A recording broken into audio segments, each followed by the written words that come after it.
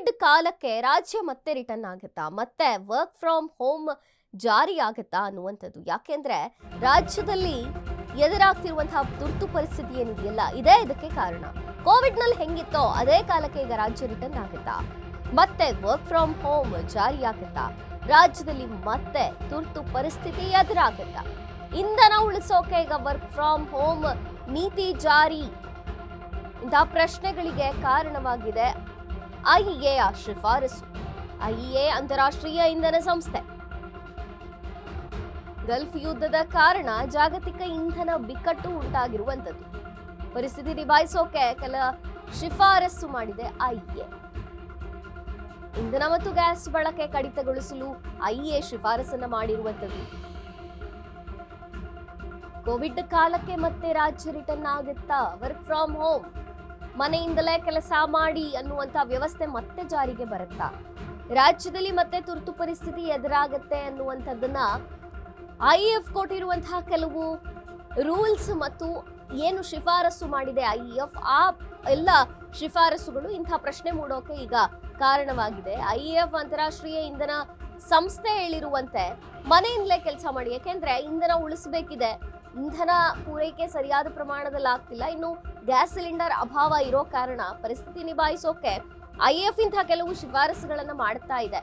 ಇಂಧನ ಮತ್ತು ಗ್ಯಾಸ್ ಬಳಕೆಯಲ್ಲಿ ಭಾರಿ ಪ್ರಮಾಣದ ಇಳಿಕೆ ಮಾಡಿದ್ರೆ ಮಾತ್ರ ಮುಂದಿನ ದಿನಗಳ ಒಳಗೂ, ಅಂದ್ರೆ ಒಂದಷ್ಟು ದಿನ ಇನ್ನೊಂದಷ್ಟು ದಿನ ಸಸ್ಟೆಂಡ್ ಆಗಲು ಇದು ಸಾಧ್ಯವಿದೆ. ಹಾಗಾಗಿ ವರ್ಕ್ ಫ್ರಮ್ ಹೋಮ್ ಬರ್ಬೋದು, ಅಥವಾ ಕೋವಿಡ್ ಕಾಲದಲ್ಲಿ ರಾಜ್ಯದ ಪರಿಸ್ಥಿತಿ ಹೆಂಗಿತ್ತು ಅಂಥದ್ದೇ ತುರ್ತು ಪರಿಸ್ಥಿತಿ ಎದುರಾಗುತ್ತಾ ಅನ್ನುವಂತ ಸಂದರ್ಭ ಮತ್ತು ಆ ಪ್ರಶ್ನೆಗಳು ಈಗ ಐಇಎ ಹೇಳಿರುವಂತ ಕೆಲವು ಶಿಫಾರಸುಗಳಿಂದ ಉಂಟಾಗ್ತಾ ಇದೆ. ಇಂತಹ ಪ್ರಶ್ನೆಗಳಿಗೆ ಐಎಫ್ ಏನು ಶಿಫಾರಸು ಮಾಡಿದೆ ಅದು ಕಾರಣವಾಗಿದೆ.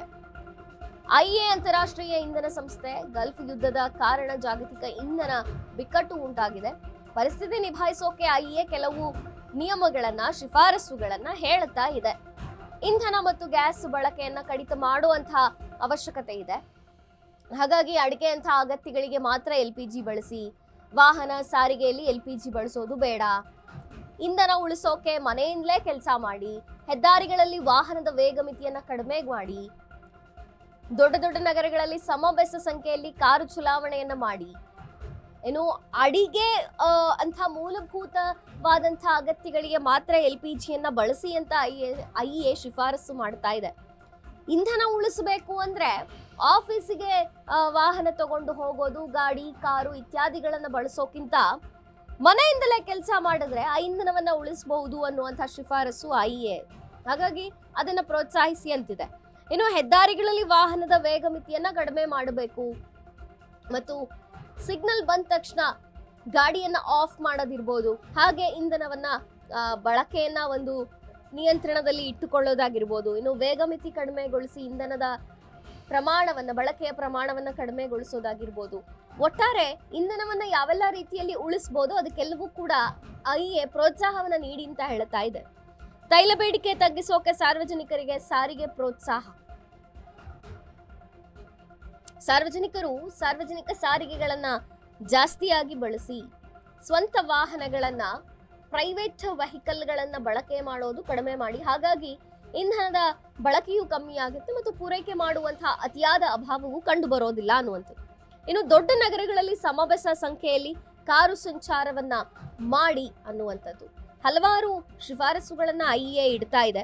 ಕಾರುಗಳಲ್ಲಿ ಶೇರಿಂಗ್ ಪ್ರಮಾಣ ಹೆಚ್ಚಿಸುವಂತೆ ಪ್ರೇರೇಪಿಸಿ, ಇನ್ನು ಅಡಿಗೆ ಅಂತ ಅಗತ್ಯಗಳಿಗೆ ಮಾತ್ರ ಎಲ್ಪಿಜಿನ ಬಳಸೋಕೆ ಮುಂದಾಗಿ. ಎಲ್ಪಿಜಿ ಗ್ಯಾಸ್ ಇವತ್ತು ಅಡುಗೆಗೆ ಅತ್ಯವಶ್ಯಕವಾಗಿರುವಂಥದ್ದು. ಬಹುತೇಕರು ಎಲ್ಪಿಜಿಯನ್ನೇ ಅವಲಂಬಿಸಿದ್ದಾರೆ. ಹಾಗಾಗಿ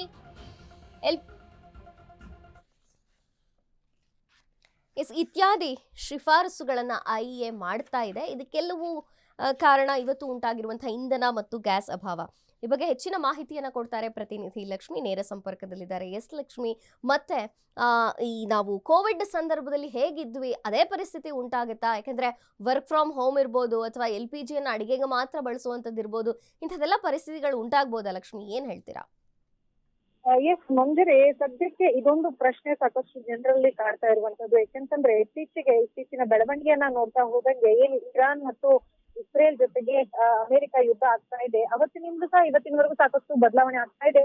ಈ ವಿಚಾರ ಸದ್ಯಕ್ಕೆ ಜಾಗತಿಕ ಮಟ್ಟದಲ್ಲಿ ಚರ್ಚೆ ಆಗ್ತಾ ಇರುವಂತದ್ದು. ಯಾಕಂತಂದ್ರೆ ಇಂಧನ ಬಹಳ ಮುಖ್ಯವಾಗಿ ಪ್ರತಿಯೊಬ್ಬರ ಬಳಕೆಗೂ ಬೇಕಾಗಿರುವಂತ ಅಗತ್ಯವಾದಂತದ್ದು. ಸದ್ಯಕ್ಕೆ ಎಲ್ಲವೂ ಸಹ ಈಗ ಸದ್ಯಕ್ಕೆ ಅಗತ್ಯತೆ ಪೂರೈಕೆಯಲ್ಲಿ ಸ್ವಲ್ಪ ಹಿಂದೆ ಇರೋದ್ರಿಂದಾಗಿ ಜಾಗತಿಕ ಮಟ್ಟದಲ್ಲಿ ಇಂಧನ ಏನು ಇದೀಗ ಅಂತಾರಾಷ್ಟ್ರೀಯ ಇಂಧನ ಸಂಸ್ಥೆ ಒಂದು ಶಿಫಾರಸನ್ನು ಮಾಡಿದೆ. ಯಾಕಂತಂದ್ರೆ ಇಂಧನ ಪೂರೈಕೆಯಲ್ಲಿ ಸಮಸ್ಯೆಗಳನ್ನ ಕ್ಲಿಯರ್ ಮಾಡೋದಕ್ಕೆ ಹೇಳಿ ಒಂದಷ್ಟು ಶಿಫಾರಸುಗಳನ್ನ ನೀಡಿದೆ. ಆ ಶಿಫಾರಸನ್ನ ನೋಡ್ತಾ ಹೋದಂಗೆ ಒಂದ್ ರೀತಿಯಲ್ಲಿ ಕೋವಿಡ್ ಸಿಚುವೇಶನ್ ಮತ್ತೆ ಕ್ರಿಯೇಟ್ ಆಗುತ್ತಾ ಅನ್ನುವಂತಹದ್ದು ಖಂಡಿತವಾಗ್ಲೂ ಹೌದು. ಯಾಕಂತಂದ್ರೆ ಶಿಫಾರಸುಗಳಲ್ಲಿ ಒಂದಷ್ಟು ವಿಚಾರಗಳನ್ನ ತಿಳಿಸಿದೆ. ಕಡಿಮೆ ಅಂದ್ರೆ ಇತಿಮಿತವಾಗಿ ಇಂಧನ ಮತ್ತು ಗ್ಯಾಸ್ ಅನ್ನ ಬಳಕೆ ಮಾಡಬೇಕು, ಹಾಗಾಗಿ ವರ್ಕ್ ಫ್ರಮ್ ಹೋಮ್ ಅಗತ್ಯವಾಗಿ ಮಾಡುವಂತಹ ಪರಿಸ್ಥಿತಿ ಉಂಟಾಗಬಹುದು. ಅದರಲ್ಲೂ ಸಹ ಏನಂತಂದ್ರೆ ಈಗ ವೆಹಿಕಲ್ ವೇಗವನ್ನ ಸಹ ಕಡಿಮೆ ಮಾಡೋದಕ್ಕೆ ಒಂದಷ್ಟು ರೂಲ್ಸ್ ಗಳನ್ನ ತಗೊಂಡ್ಬರೋದು, ಹೈವೇಯಲ್ಲಿ ಒಂದಷ್ಟು ರೂಲ್ಸ್ ಅನ್ನ ತಗೊಂಡ್ಬರೋದು, ಅವರಿಗೆ ಮಾಹಿತಿಯನ್ನ ತಿಳಿಸುವಂತಹ ಸಾಧ್ಯತೆ ಇದೆ. ಜೊತೆಗೆ ಏನಂತಂದ್ರೆ LPG ಬಳಕೆಗೆ ಸಂಬಂಧಿಸಿದಂತೆ ಏನೆಲ್ಲ ಅಡಿಗೆಗಳನ್ನ ಮಾಡ್ತಾರೆ, ಅಗತ್ಯತೆಗಳಿಗೆ ಬೇಕಾದಂತ ಅಡಿಗೆಗಳನ್ನ ಮಾತ್ರ ಮಾಡಿಕೊಳ್ಳುವುದಕ್ಕೆ ಏನು ಸೂಚನೆಯನ್ನ ನೀಡುವಂತಹ ಸಹ ಸಾಧ್ಯತೆ ಇದೆ. ಇನ್ನು ಒಂದು ಸ್ಥಳದಿಂದ ಇನ್ನೊಂದು ಸ್ಥಳಕ್ಕೆ ಒಬ್ಬೊಬ್ರು ಒಂದೊಂದು ಓಲ್ ಆಗಿರ್ಬೋದು, ಕ್ಯಾಬ್ ಆಗಿರ್ಬೋದು, ಈ ರೀತಿಯಾಗಿ ಏನು 4 ವೀಲರ್ 2 ವೀಲರ್ ಅವಲಂಬನೆ ಮಾಡ್ತಾ ಇದ್ರು, ಅದರಲ್ಲೂ ಸಹ ಶೇರಿಂಗ್ ಅನ್ನ ಮಾಡುವಂತಹ ಸಾಧ್ಯತೆ ಇದೆ. ಅದು ಈ ಶಿಫಾರಸುಗಳಲ್ಲಿ ಈ ಎಲ್ಲವನ್ನ ಅವರಿಗೆ ನೀಡಿರುವಂತಹದ್ದು. ಇನ್ನು ವಿಮಾನ ಪ್ರಯಾಣವನ್ನ ನೋಡೋದಾದ್ರೆ ಸಾಧ್ಯವಾದಷ್ಟು ತಪ್ಪಿಸುವಂತೆ ಸೂಚನೆಯನ್ನ ನೀಡಿದ್ದಾರೆ.